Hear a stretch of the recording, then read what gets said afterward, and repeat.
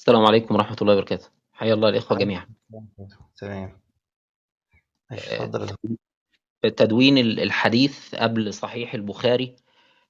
موجود كتب حديث كتيرة جدا، احنا وصلنا منها عدد ليس بالقليل من المخطوطات من القرن الأول لكتب حديث سجلها الصحابة وتلامذتهم، ومن بداية القرن الثاني قبل البخاري وقبل مسلم والنسائي والترمذي وابن ماجه بفترة طويلة.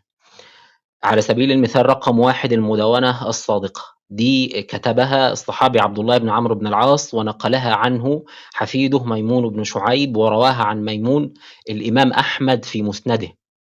رقم اتنين صحيفة سمرة بن جندب، دي كتبها سمرة بن جندب ونقلها عنه ابنه سليمان بن سمرة، ونقلها عن سليمان ابنه خبيب وعلي بن ربيعة الوالبي، وفرغها في مسنده البزار. كتير بقى، يعني منها مثلا حديث البزار يقول لك عن أبيه سليمان عن ابن سمرة عن سمرة بن جندب أنه كتب إلى بنيه كذا وكذا. رقم ثلاثة صحيفة جابر بن عبد الله، دي نقلها معمر بن راشد ورواها وفرغها عن معمر عبد الرزاق في مصنفه. هتلاقي عبد الرزاق في المصنف كتير يقول أخبرنا معمر قال في صحيفة جابر بن عبد الله قال. رقم أربعة صحيفة الصحابي نبيط بن شريط، نقلها عنه حفيده إسحاق بن إبراهيم بن نبيط، متوفر منها مخطوطة في المكتبة الظاهرية بعنوان حديث رقم 279، وموجود أيضا مخطوط تاني في مكتبة القاهرة، ثواني يا إخوة، في دار الوثائق في القاهرة برقم 1/108، وذكرها الذهبي في تذكرة الحفاظ. ثواني يا أخوة. تمام. رقم خمسة صحيفة الأشج عن علي بن أبي طالب، دي أحاديث كتبها الأشج تلميذ علي بن أبي طالب رضي الله عنه، وأحاديث اللي رواها سيدنا علي، ومتوفر منها مخطوط في مكتبة شهيد علي برقم 125 ألف، وبالقاهرة مخطوط تاني رقم 1/105. رقم ستة صحيفة خراش عن أنس، متوفر لها، ده أحد تلامذة أنس رضي الله عنه، سجل الأحاديث التي سمعها من أنس، متوفر لها حاليا مخطوط في مكتبة شهيد علي برقم 539، ومكتبة برلين برقم 1552. رقم ستة أو سبعة صحيفة همام ابن منبه عن أبي هريرة ومعاوية وابن عباس، متوفر لها مخطوط أهولوردت من سنة 234 هجرية، وأنا كنت ذكرتها كثيرا قبل ذلك، وقارنت بين بعض محتوياتها وكتب الحديث التي فرغت نصها. ومنها حديث أم معبد الشهير، اللي هو النبي صلى الله عليه وسلم ذهب إلى خيمة أم معبد والمعجزة التي حصلت، وأبيات الشعر التي رويت، وكيف أن هناك درجة تطابق عالية جدا ما بين النص المتوفر في المخطوط وصحيفة همام التي فرغتها كتب الحديث وكتب السيرة، حتى وصلت درجة التطابق إلى أبيات الشعر نفسها، إن أبيات الشعر نقلت بنفس الدقة. متوفر له مخطوط بالمكتبة الظاهرية برقم مجموع 53. رقم 8 صحيفة الزبير بن عدي عن أنس رضي الله عنه، أحد تلامذة أنس، متوفر له مخطوط برقم في المكتبة الظاهرية برقم مجموع 24. رقم 8 صحيفة حميد الطويل عن أنس، دون أحاديث الحسن البصري عن أنس في صحيفة، متوفر منها مخطوط حاليا بعنوان صحيفة حميد الطويل عن أنس في مكتبة شهيد علي برقم 539. دي من القرن الناس دي يا جماعة من القرن الأول الهجري. رقم 9 صحيفة عبيد الله بن عمر عن جده عمر بن الخطاب، عبيد الله بن عمر بن حفص بن عاصم بن عمر بن الخطاب، دون أحاديث جده عمر رضي الله عنه، ومتوفر لها مخطوط بعنوان جزء من حديث عبيد الله برواية أبي سعيد عمرو بن أبي زرعة، دي رواية الأمالي، يعني رواية سند المخطوط. المخطوط متوفر له في المكتبة الظاهرية برقم مجموع 105. ده بعض الكتب الحديث اللي سجلها الصحابة وتلامذة الصحابة ووصلت إلينا، فما بالك بما لم يصل إلينا بعد. وده يعني إيه الجزء ده؟ جزء يسير. الكتب الحديث اللي في الفترة اللي بعد ذلك اللي هي من التابعين اللي ولدوا في القرن الأول في زمن الصحابة وماتوا في منتصف القرن الثاني ودونوا كتب حديث برضو قبل الكتب الحديث المشهورة، قبل البخاري ومسلم والنسائي والترمذي وابن ماجه ومسند أحمد والكلام ده كتير. زي ابن جريج ده مولود سنة 80 هجرية، متوفر ليه مخطوط بعنوان ما رواه الأكابر عن مالك بن أنس ويحيى الأنصاري وابن جريج بالمكتبة الظاهرية مجموع 98 على 17. رقم 2 كتاب حديث المثنى ابن عبد الله بن أنس بن مالك حفيد أنس بن مالك، ده متوفى سنة 150 هجرية، موجود له كتاب حديث في المكتبة الظاهرية برقم مجموع 24. رقم 3 تفسير سعيد بن أبي عروبة المولود سنة 70 هجرية، ده طبعا برضو فيه الكثير من الأحاديث. رقم 4 كتاب حديث إبراهيم بن طهمان، ده متوفى سنة 163. الكتاب اسمه كتاب السنن في الفقه، وكتاب ابن النديم في الفهرست قال إن ليه كتاب اسمه كتاب السنن في الفقه وكتاب المناقب وكتاب العيدين وكتاب التفسير. رقم 5 الربيع ابن حبيب الفراهيدي، ده متوفى سنة 110 وليه كتاب متوفر اسمه كتاب الآثار. رقم 6 صحيفة كلثوم بن محمد بن أبي سدرة، ده متوفى سنة 161. رقم 7 صحيفة جويرية بن أسماء، ده متوفى سنة 173. كل دول يا جماعة لهم مخطوطات متوفرة. رقم 8 صحيفة ابن لهيعة، ده متوفى سنة 153. رقم 9 صحيفة ابن المبارك، متوفى سنة 181. كتاب الزهد والرقائق، كتاب الجهاد، كتاب المسند، كتاب البر والصلة. رقم 10 نسخة إبراهيم بن سعد الزهري، ده متوفى سنة 183. رقم 11 كتاب محمد بن فضيل الضبي، متوفى سنة 195 بعنوان كتاب الزهد وكتاب الدعاء. رقم 12 كتاب التفسير والحديث لسفيان بن عيينة، متوفى سنة 196. رقم 13 كتاب المصنف وكتاب الزهد وكتاب التفسير لوكيع بن الجراح، متوفى سنة 197. دي مخطوطات متوفرة. يجي بقى مين؟ أبو داود 204. يجي بقى مين؟ عبد الرزاق 211. يجي بقى مين؟ البخاري. يجي أحمد بن حنبل. واخدين بالكم؟ فالأسماء اللي احنا بنذكرها دي أسماء من قبل كتب الحديث الشهيرة، ودي بعض الأسماء يعني زي ما الحافظ العراق السيوطي كان بيقول أول جامع الحديث والأثر ابن شهاب آمرا له عمر، وأول الجميع باتفاق على صحيح فقط باختصار على صحيح فقط البخاري.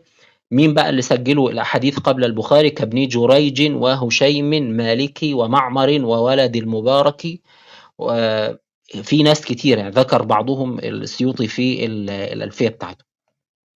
بعد كده بقى بيجي البخاري والناس اللي احنا بنسمع عنهم.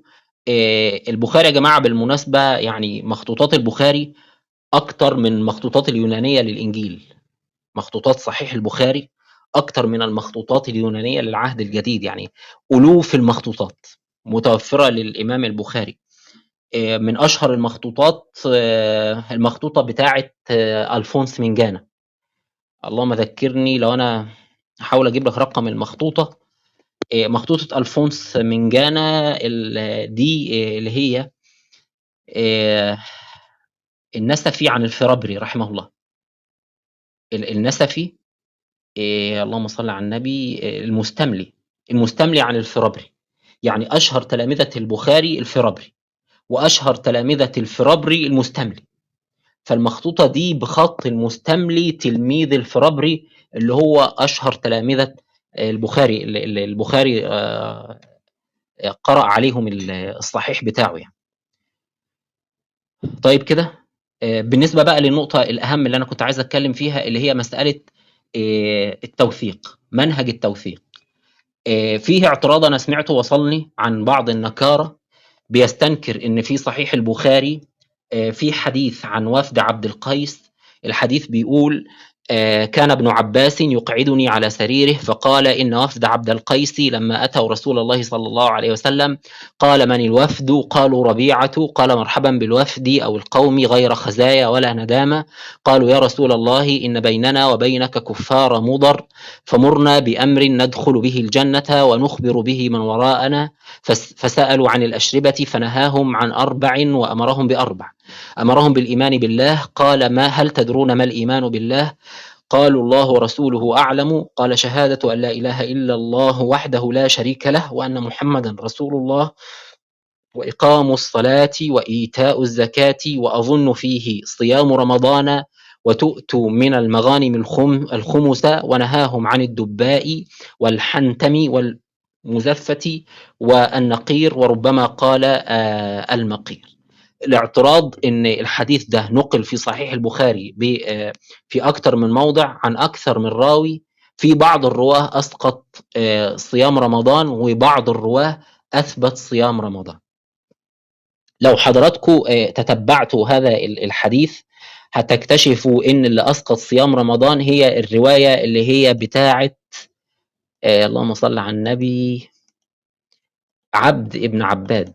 في احد الرواه اسمه عبد ابن عباد. ثواني كده اجيبها لكم.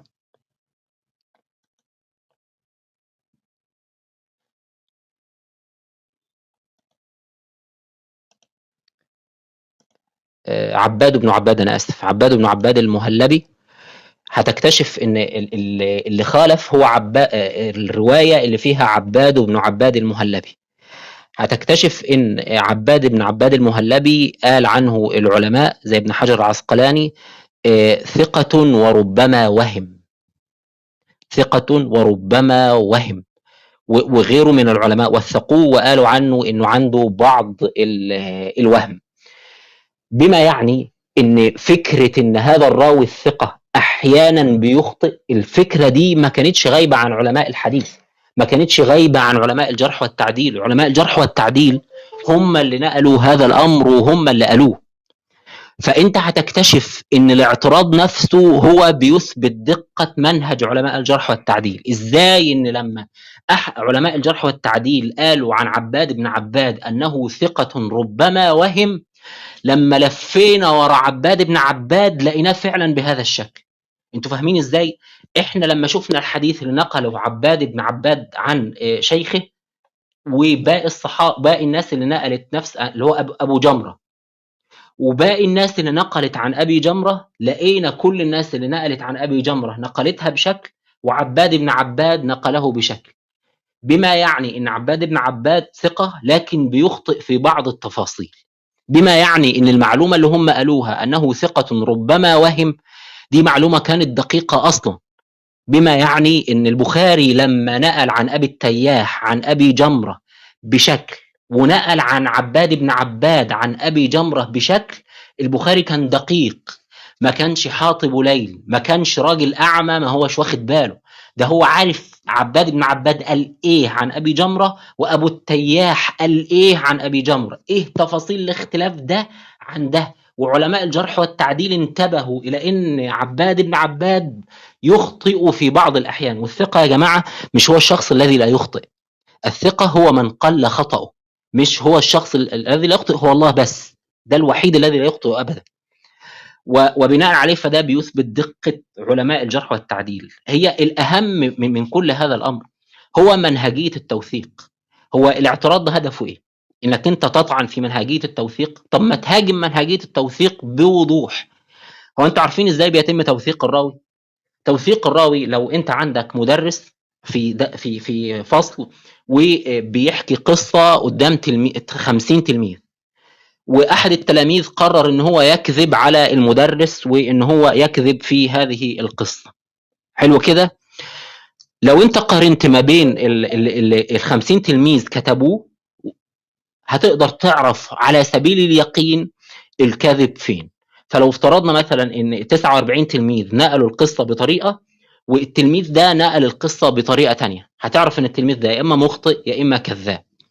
طيب لو الامر تكرر مرة تانية ان المدرس في يوم تاني حكى قصة تانية وبرضه نفس القصة حصلت، ال50 تلميذ نقلوا القصة بطريقة وهو ده تحديدا الذي خالف. طب لما يحصل لمرة ثالثة ومرة رابعة ومرة خامسة، ألا تستطيع أنك أنت تقول بطمأنينة إن هذا الرجل كذاب أو إن هذا الرجل مخطئ؟ هو ده اللي بيحصل بالضبط، هو ده اللي بيحصل في منهج التوثيق، إنك أنت بتقارن مرويات الشخص مع أقرانه عن شيخه. يعني أنا مثلا عاوز أعرف شعيب بن أبي حمزة عن الزهري، شعيب بن أبي حمزة عن الزهري ده شعيب ده ثقة ولا مش ثقة؟ أول حاجة بتشوف مثلا الحديث الأولاني اللي هو نقله عن الزهري، وليكن مثلا الصلاة نور والصدقة برهان والصبر ضياء والقرآن حجة لك أو عليك. لما تلاقي كل تلاميذ الزهري نقلوا الحديث بنفس الألفاظ، كده درجة الشك في شعيب بن أبي حمزة هتقل، لأن في أشخاص كتيرة ما اجتمعوش مع شعيب بن أبي حمزة في نفس المكان وهم من تلاميذ الزهري وقالوا العبارة بنفس الألفاظ. طيب هتكرر هذا الأمر في الحديث الثاني وفي الحديث الثالث وفي الحديث الخامس، هتجد أنه مطابق كل ما ينقل الحديث. لما نقارنه بباقي المدعين، يعني باقي من ادعوا أنهم تتلمذوا على يد الزهري، ما هم بيفضحوا بعض، تجد ان هم مطابقين بالضبط، والناس دي من ازمنه مختلفه وما اجتمعوش، ومن بلاد مختلفه ما اجتمعوش مع بعض في مكان واحد. الطمأنينه هتزيد بعد كده، بتعلو بالاستقلاليه مسار اعلى شويه. مش بس هتقارن حديث الصلاه نور والصدقه برهان والصبر والكلام ده من شعيب عن الزهري مع تلاميذ مع اقران ابو اسمه شعيب، لا ده انت كمان هتشوف اقران الزهري. ما هو الزهري مش هو الوحيد اللي نقله عن عروه ابن الزبير، في ناس تانية نقلته عن عروه بن الزبير. فهتكتشف ان اللي بينقله شعيب بن ابي حمزه عن الزهري، كل لما ينقله عن الزهري تلاقي باقي المدعين اللي هم ادعوا ان هم تلاميذ الزهري لما بينقلوا نفس الالفاظ. اتكرر الموضوع ده 15 مره. ومش بس كده، ده كل الناس اللي هي تتلمذت عن عروه بن الزبير لما نقلت هذا الحديث عن عروه بن الزبير كان تماما كما نقله شعيب عن الزهري عن عروه بن الزبير. فبتقارن منقولات شعيب مع من هم في طبقته عن شيخ شعيب، ومنقولات شعيب عن شيخه مع من هم في طبقة شيخ شعيب. فدرجة الاستقلالية بتعلى أكتر، والطمأنينة إلى شعيب بن أبي حمزة بتعلى أكتر. كل ده مثلا في صحيح البخاري. بتعمل انت بقى مسار أكثر استقلالية، بتحط البخاري على جنب وتجيب النسائي وتعمل نفس الاستماتة دي، نفس التشجير ده، نفس ال30-40 رسمة اللي انت عملتهم في صحيح البخاري هتعملهم في النسائي. هتكتشف برضو ان بيحصل التطابق. بعد كده هتسيب النسائي على جنب وتروح للترمذي، وبعد كده تروح للدارمي، وبعد كده تروح للدارقطني، وبعد كده تروح للطبراني، وبعد كده تروح لأحمد، كتب الحديث كلها، وتجد ان الراجل ده الكل نقل الأحاديث عن تلاميذ الزهري. ولما قارنا حديثه بأحاديثهم في كل هذه الأماكن المختلفة مع هؤلاء الأشخاص المختلفين اللي من أزمنة مختلفة ولم يجتمعوا مع بعض أبدا، كانت متطابقة. بيتولد لديك يقين إن شعيب بن أبي حمزة رجل ثقة، أو إن شعيب بن أبي حمزة ثقة يهم، زي ما قالوا عن عباد بن عباد. مش ابن حجر العسقلاني قال عباد بن عباد ثقة يهم ثم مات؟ كيف وجدنا؟ خلق الله لنا النكارة فحط صبعهم على دليل يثبت ما قاله ابن حجر، إن إحنا لما قرنا من نقل عن أبي جمرة الحديث لقيناهم بينقلوها بشكل، وعباد ده تحديدا نقلها بشكل. ده بيثبت صحة ما قاله ابن حجر ثم مات. عاوز تعرف؟ هات مثلا عبارة قالها النسائي مثلا، قال لك معمر في ثابت مضطرب يهم، حلو كده، ثم مات. هات دي وهات ورقة وقلم وتتبع الأحاديث اللي بينقلوا معمر عن ثابت مع الناس اللي بتنقل عن ثابت في البخاري والنسائي والترمذي والطبراني وأحمد وأبي داود وابن ماجه والدارمي والدارقطني والبيهقي ومالك وغيرهم. هتجد اعمل الرسمة اللي أنا قلت لك عليها دي، هتطلع ب50-60 رسمة. هتلاحظ في النهاية فعلا إن معمر في ثابت مضطرب يهم. هو كل اللي حصل يا جماعة إن علماء الجرح والتعديل ما كانش عندهم ورق كافي يرسموا فيه هذه الأشجار. أنت عشان تحكم على راوي واحد بأنه هو ثقة أنت محتاج ترسم 50-60 رسمة، 50-60 تفريعة. هيجيبوا ورق منين والقلم البوص اللي بيكتبوا بيه؟ فتوهم البعض ان طريقة التوثيق هي بالمزاج. والله انا عاجبني اسم صالح مولى التوأمة، اسمه عاطفي، خليه ثقة. لا، انت عشان كده انا دايما بقول ان الحديث الصحيح ده ملزم للجميع يا جماعة. الحديث الصحيح ملزم حتى للملحد. الحديث الصحيح بيثبت بطرق عقلية منطقية مقنعة بالورقة والقلم. الراوي بيتم توثيقه بطرق عقلية منطقية مقنعة مش بالمزاج. انت مش من حقك ترفض الحديث اصلا. ما ينفعش تقول لي اصل انا مش مقتنع، اصل ده بيشوه صورة النبي. هو الحديث صحيح لان الراوي ثقة، والراوي ثقة بالورقة والقلم. هات ورقة وقلم واحنا نعمل الاستماتة دلوقتي، احنا نعمل التشجير دلوقتي. فالموضوع منتهي. وده نفس منهج علماء النقد الاستردادي اللي هم علماء النقد النصي، بيتتبعوا نفس الطريقة.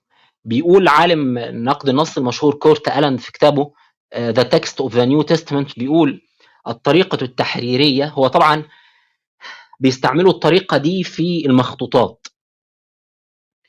المشكلة في موضوع المخطوطات هم بيحاولوا يعملوا نفس اللي احنا بنعمله. هو عاوز يعرف العلاقة ما بين مثلا مخطوط مثلا من القرن الثامن زي بيتروبوليتانوس ومخطوط من القرن الخامس زي المخطوط السكندري.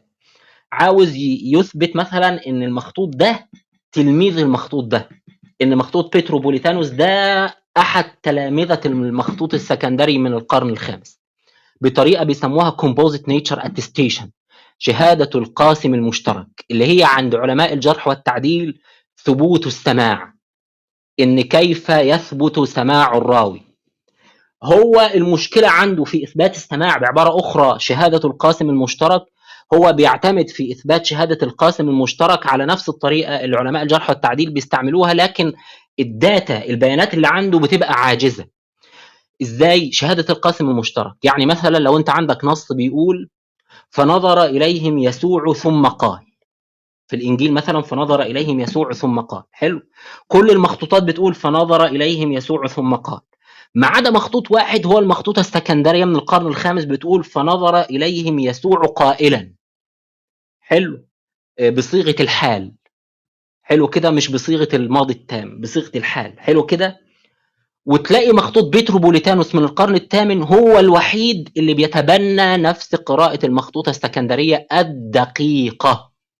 لما يتكرر لك الموضوع ده 30 مرة إن المخطوطتين بيتفقوا في القراءات الحصرية الفردية الرسمية المميزة distinctive exclusive readings، هتعرف إن في قاسم مشترك، إن ده واخد عن ده.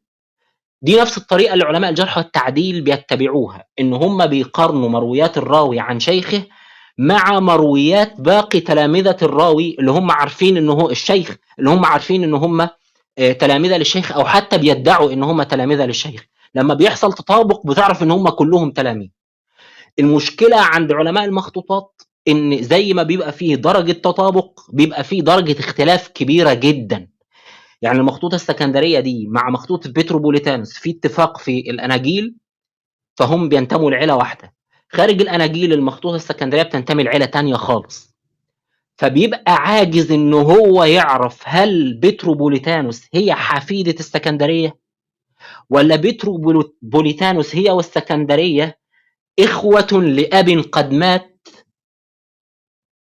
ولا بيتروبوليتانوس والسكندرية يعني ابن غير شرعي. يعني بيتروبوليتانوس خدت شوية من السكندرية وخدت شوية من غير السكندرية، فما بيبقاش قادر يحرر مخرج السند، مش قادر يعرف هو ابنه ولا حفيده ولا أخوه ولا هو إيه فيه شركاء. ده ابن للكثير من الآباء. عند الرجاليين بيقدروا يعرفوا هو تلميذه ولا مش تلميذه. ليه؟ لأن لما التطابق بيحصل في المتن بيقدروا يعرفوا هذا تلميذ ولا لا. لما بيحصل اختلاف شديد بيقدروا يعرفوا هو مش تلميذ ولا لا، لأن فيه علاقات ثابتة وفي علاقات مدعاة. علاقات ثابتة يعني ايه؟ يعني في ناس مشهورة معروف ان ده تلميذ ده، معروف ان علقمة تلميذ ابن مسعود، معروف ان سعيد تلميذ عمر بن الخطاب، معروف ان عمرو بن دينار تلميذ ابن عباس، معروف ان نافع مولى ابن عمر، معروف ان مالك تلميذ نافع. علاقات مشهورة، معروف ان الشافعي تلميذ مالك، علاقات معروفة فبتقارنها بالمسارات المعروفة. وكمان في علاقات مدعاة، يعني انا بدعي ان انا سمعت الاستاذ سعيد وانت بتدعي ان انت سمعت الاستاذ سعيد وفلان بيدعي انه سمع الاستاذ سعيد، واحنا كل واحد فينا من بلد مختلفة وما تقابلناش مع بعض في مكان واحد، هنفضح بعض. فلو اتفقنا اكتر من مرة يبقى احنا يقينا كلنا تلاميذ الاستاذ سعيد. فعلماء النقد الاستردادي بيثبتوا صحة طريقة علماء الجرح والتعديل بيد أنهم عاجزين عن تطبيقها. علماء الجرح والتعديل بيستطيعوا أن هم يعملوا التشجير أو الاستماتة بوضوح بسبب أن في علاقات معروفة وعلاقات مدعاه يمكن التحقق منها. بيقول كورت ألاند: الطريقة التحريرية لنص يوناني تقليدي أو لاتيني تحدث بشكل أساسي عن طريق تكوين شجرة لتوضيح العلاقات المشتركة بين مخطوطاتها، ومن ثم إعادة تكوين النص الأصلي اعتمادا على الرؤى المستقاة من نظرة شاملة لتاريخ النص وتمييز المخطوطات الأبناء عن آبائهم السابقين وعزلها من منظور أبعد. تحديد العلاقات بين المخطوطات زائد تمييز الأبناء عن الآباء، ده اللي احنا بنسميه السعي وراء سند متصل معروف المخرج. وتمييز الأبناء عن الآباء ده اللي احنا بنقول عنه تحديد وضبط عدالة الراوي، فلو وافق شيخه كان عدلا ضابطا، والعكس. لو المخطوط خالف الأب، خالف الابن أباه، ثبت الضعف وعدم العدالة. وعبارة تمييز الآباء عن الأبناء برضو بتفيد عندنا حالات الشذوذ والعلل، فلو الابن خالف باقي أبناء المخطوط فهذا يعني الشذوذ ده في المخطوطات. والمعرفة الشاملة لتاريخ انتقال النص اللي قالها ده عندنا احنا اللي احنا بنقول عليها الرغبة في معرفة هذا السند المتصل من مبدئه إلى منتهى. فالمنهج نفسه منهج معترف به عند علماء النقد الاستردادي حاليا. يعني في عالم اسمه إلدون إيب بيقول إن في طريقة اسمها historical documentary method، طريقة التوثيق التاريخي، أو historical genealogical method، طريقة النسب التاريخي. إنك أنت بتستعيد النص بحاجة اسمها الطريقة النسبية أو طريقة الانتقاء التاريخي. الطريقة دي ملخصها يا جماعة: رقم 1، تتبع خطوط الانتقال إلى الوراء عبر المخطوطات إلى مراحل مبكرة جدا. تتبع خطوط الانتقال إلى الوراء ده اللي هو بيساوي عندنا احنا سلسلة الرجال، وإلى الوراء اللي هي بيساوي عندنا احنا من مبدئه إلى منتهى. رقم 2، تنظيم جميع مخطوطاتنا إلى مجموعات أو كتل كل منها تحمل نصا متشابها للغاية. فكرة ان هم بيقسموا المخطوطات لمجموعات او كتل تحمل نفس النص، ده اللي هو تتبع طرق الحديث عندنا. مخطوطاتنا اللي هي عندنا احنا الرواه مع المتون. رقم 3 بيقولوا يعني القاعدة الثالثة عندهم ان احنا بنحدد اقدم كتلة ثم نحدد المجموعات الاخرى اللاحقة في سلسلة معروفة متعاقبة، ونحدد كتلة واحدة مبكرة للغاية تعقبها كتلة أو أكثر، فإن القراءات التي تنتمي لهذه الكتلة الأقدم ربما يمكن اعتبارها الأقرب للأصل. أقدم كتلة اللي هو عندنا احنا الراوي الأقرب معاصرة للصحابي، اللي هو محاولة إثبات السماع قدر الإمكان. سلسلة متعاقبة معروفة اللي هو المسند المتصل بنقل الراوي معروف الحال. قراءات الكتلة الأقدم هي الأقرب للأصل، اللي هو عندنا احنا هو الأمكن معاصرة وسماعا عن شيخ. القاعدة الرابعة عندهم اللي هو إعادة تكوين تيارات الانتقال النصي التي نقلت لنا المخطوطات. تيارات الانتقال النصي اللي هي الأسانيد التي نقلت لنا المخطوطات اللي هي المتون. إلدون إيب قال الكلام ده في كتابه اللي هو Studies in the Theory and Method of the New Testament Textual Criticism وغيرها. فاللي أنا عاوز أقوله إن منهج الرجاليين ما هوش منهج معيب، بالعكس المنهج ده مستعمل عند علماء النقد الاستردادي غير أن علماء النقد الاستردادي عاجزين على أن هم يحققوا التنظير. يعني هم بيعترفوا بصحة التنظير بتاع الرجاليين، لما بيجوا بيطبقوا بسبب أن المعلومات عندهم قليلة، وبسبب التداخل ما تقدرش تعرف مين ابن مين ومين أخو مين ومين ابن عم مين ومين واخد من مين، وبسبب أن في فترات انقطاع زمني طويلة ما بيقدروش يوصلوا بالمتن بشكل موثق إلى المصدر الأصلي. بخلاف عندنا، إحنا عندنا معلومات كاملة عن الرواه، حتى إن أهم علماء الجرح والتعديل عندنا هم أول جيل احتاج لعلم الجرح والتعديل. هو مين أول جيل يا جماعة محتاج عندنا لعلم الجرح والتعديل؟ مش الصحابة واخدين من النبي مباشرة، ولا التابعين واخدين من الصحابة مباشرة، تابع التابعين. عشان كده هتجد أشهر علماء الحديث من تابع التابعين. فأهم مؤسسي هذا العلم هم أول من احتاج إليه، بخلاف علماء النقد الاستردادي. دي ناس بعد 2000 سنة من كتابة الإنجيل، يعني هم كانوا عاملين هذا الأمر عشان يستردوا النصوص، ومن ضمنها نص العهد الجديد، فعملوا لجان في القرن ال19 وفي القرن ال20. احنا عندنا شعبة بن الحجاج وسفيان بن عيينة وسفيان الثوري ومعمر بن راشد، الناس دي هي أول جيل يحتاج للجرح والتعديل، وهم الأسماء الأشهر في هذا المجال. وبناء عليه فأنت لما تحب تعرف الكلام ده قيل أم لم يقل، تطعن في المنهج نفسه. أنا لا أجد طعن في المنهج، أنا بأجد طعن في المتن، إن المتن مش عاجبني، إن محتوى النص مش عاجبني. والله الحديث ده فيه قتال وإحنا ما بنحبش القتال، الحديث ده فيه زواج بالصغيرات وإحنا ما بنحبش الزواج بالصغيرات، فيه إن الستات ما ينفعش تمشي عريانة وإحنا نحبهم يمشوا عريانين، وهكذا. اللي هو أرأيت من اتخذ إلهه هواه.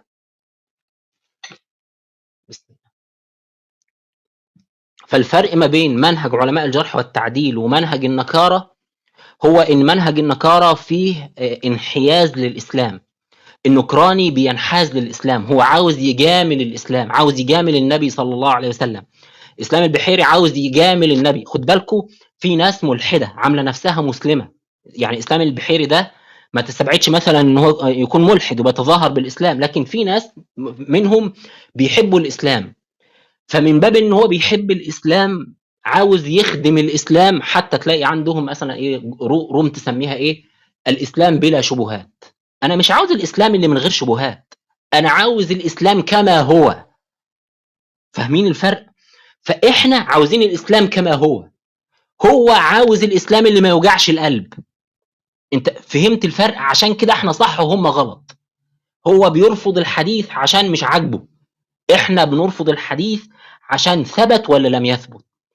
ابن حجر رحمه الله لما بعض الناس اعترضت على حديث ابن عباس رضي الله عنه اللي هو بتاع، اللهم ذكرني، بتاع أفلم ييأس الذين آمنوا، قال ابن عباس أفلم يتبين الذين آمنوا، ثم قال أخطأ الناسخ كتبها وهو ناعس. الزمخشري رحمه الله قال أن هذه فرية بلا مرية، ونقلها ابن حزم برضو على ما أذكر أو الرازي. طبعا الزمخشري ده عالم لغة كبير جدا. الزمخشري ليه سمعة عالمية، حتى على مستوى اللغات السامية الزمخشري بيستشهد بكلامه في دراسة اللغات السامية الأخرى، لأن في ضروري أنك تربط ما بين اللغات السامية وبعضها عشان تعرف جذر أي كلمة. لكن الزمخشري ما هوش من علماء الجرح والتعديل. ابن حجر لما نقل كلام الزمخشري قال هذه ليست طريقة أهل العلم أن يرد الحديث بعد صحته، بل يوجه على النحو اللائق به، البيهقي برضو في حديث اللي هو سيدنا عبد الله بن مسعود كان بينكر المعوذتين، ازاي ان الزمخشري رد هذا الحديث وان بعض العلماء ردوا هذا الحديث مع ان الحديث صحيح السند. فقال ان هذه ليست طريقة اهل السنة، وانما طريقة اهل البدع ان يرد الحديث بعد صحته. ده عامل زي النصارى بالضبط. احنا لما بنكلم النصارى في 54 انجيل ورؤيا وسفر موجودين في القرون الاربعة الاولى غير الاسفار اللي انتم مؤمنين بيها. في منها أسفار بتقول إن المسيح لم يصلب وإنما الذي صلب هو الشبيه، زي سفر رؤيا بطرس، وزي لو انا ما خانتنيش الذاكره انجيل يهوذا.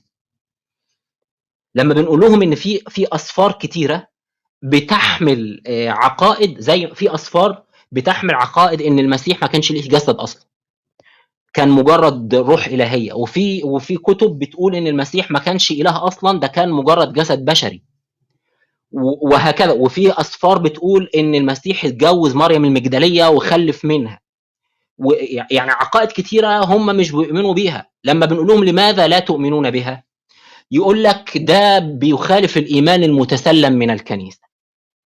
الشيعه لما نيجي نجيب لهم حديث في مدح للصحابه مثلا من الكافي وصححه البهبودي مثلا او المجلسي، يقول لك لا، ده الحديث ده مخالف لضرورات المذهب. انت عارف يعني ايه مخالف لضرورات المذهب؟ يعني إنا وجدنا اباءنا على امه وإنا على اثارهم مقتدون. فانت بتعمل نفس الطريقه. والله الحديث ده مخالف ل... لما احب. انا مش حابب النبي يتجوز واحده صغيره، هو مش بالمزاج. افرايت ان لم يكن نبيا، افترضنا جدلا ان هو مش نبي، هتشارك انت في الخدعه وتخلينا احنا مخدوعين؟ ما تخلي الحق يستبين. الفرق ما بيننا وما بينهم ان احنا عاوزين الحق ايا كان. انا راجل واثق في ديني فما عنديش اي مشكله، خلي عندك انت كمان ثقه وتتبع الدليل. فالفرق الكبير ما بيننا وما بينهم الانحياز. هم عاوزين اسلام بلا شبهات، احنا عاوزين الاسلام كما هو، واحنا واثقين الحمد لله ان الاسلام كما هو بلا شبهات.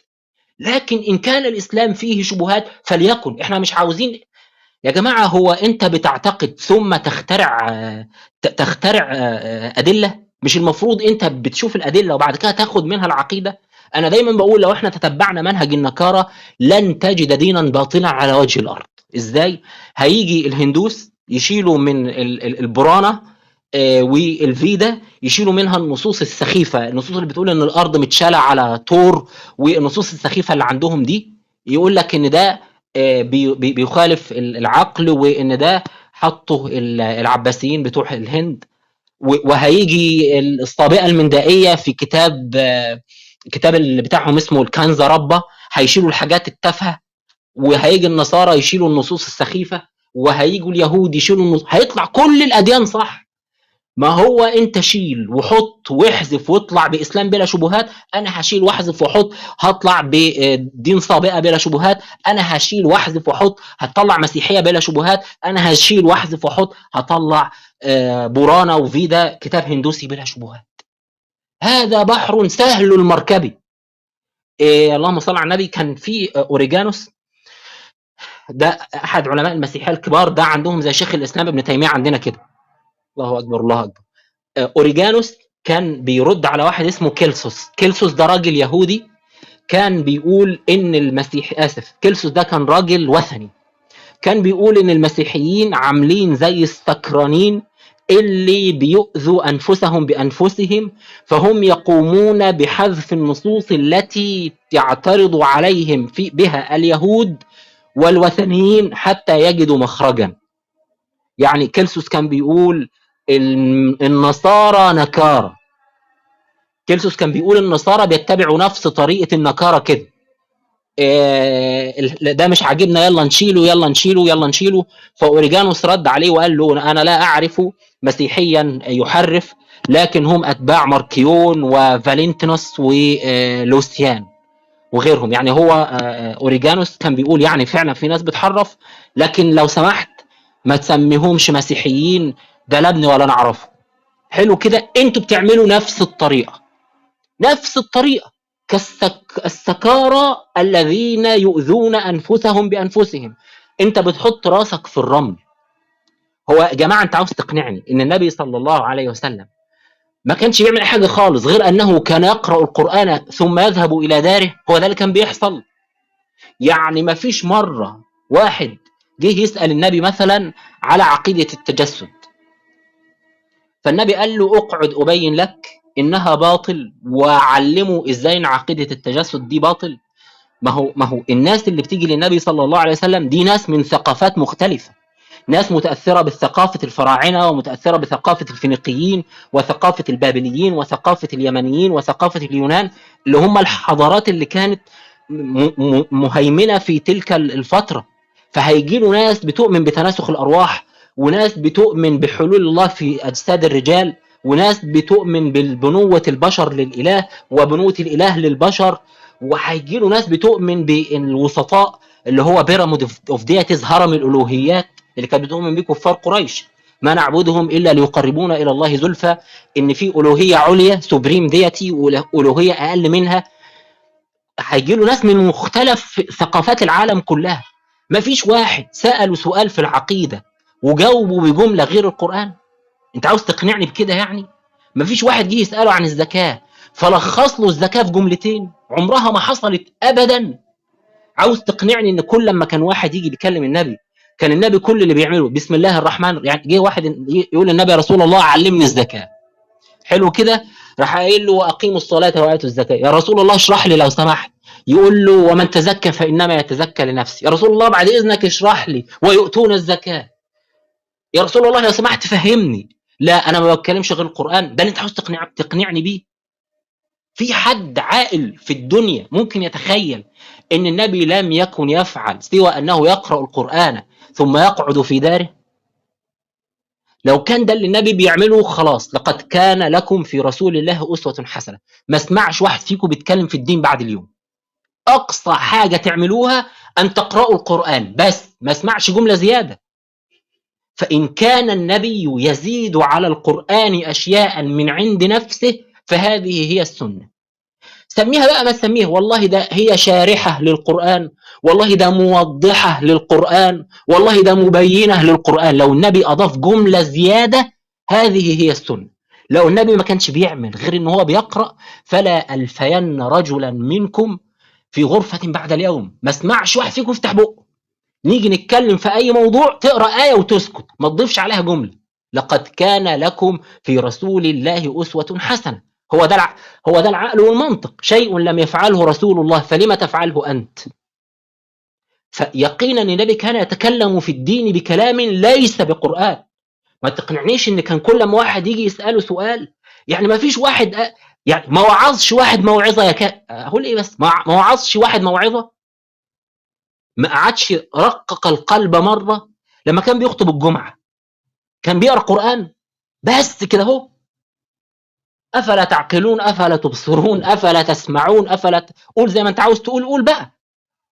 فإن كان يزيد على القرآن أشياء فسمها السنة، لو لم يزد عليها أشياء فلا تزد عليه. شيء لم يفعله رسول الله فلا تفعل. حلو كده.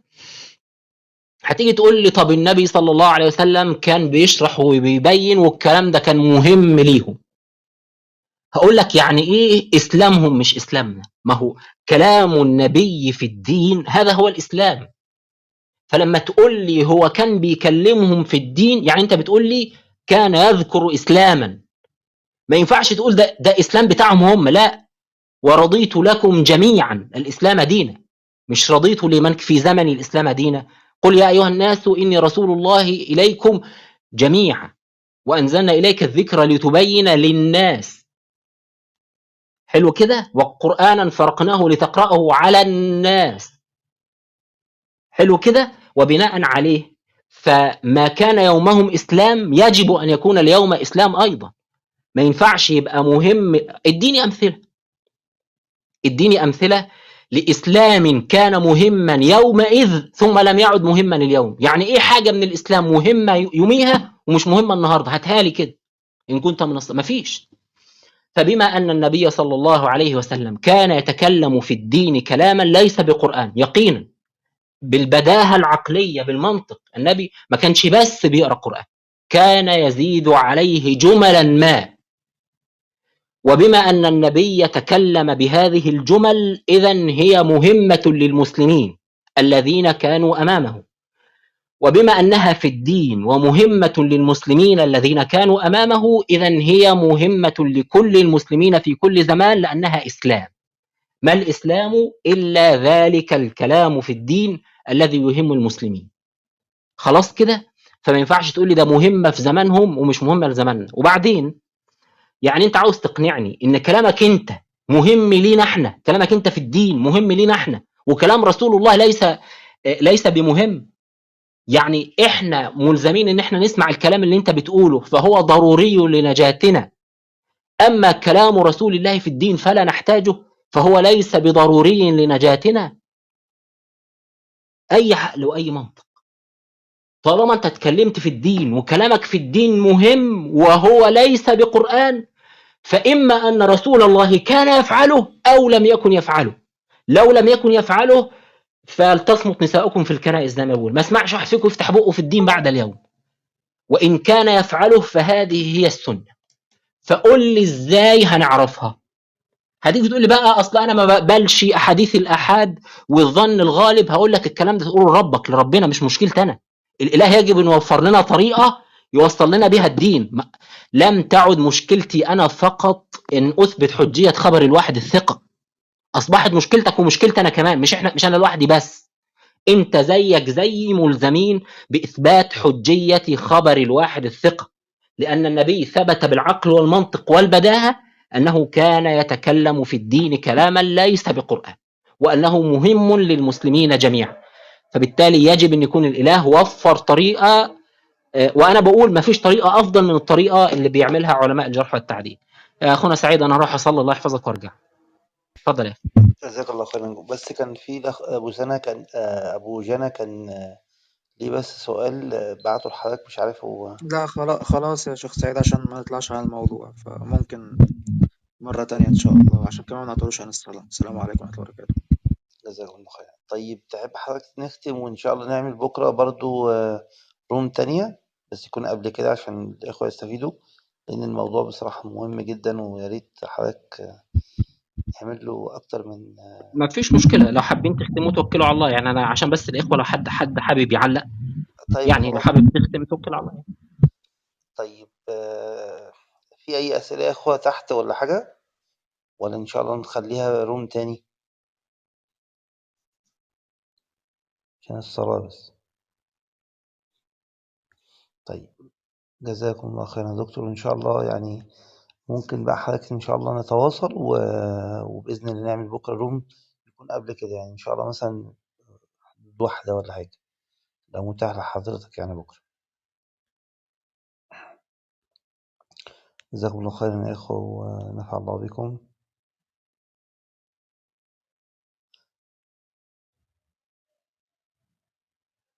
خلاص إن شاء الله نبدر بكرة بإذن الله بدري شوية، عشان يكون الإخوة موجودين بشكل أكبر إن شاء الله، والجميع ينتفع يعني. جزاكم الله خيرا. سبحانك اللهم وبحمدك، نشهد أن لا إله إلا أنت، نستغفرك ونتوب إليك. السلام عليكم ورحمة الله وبركاته.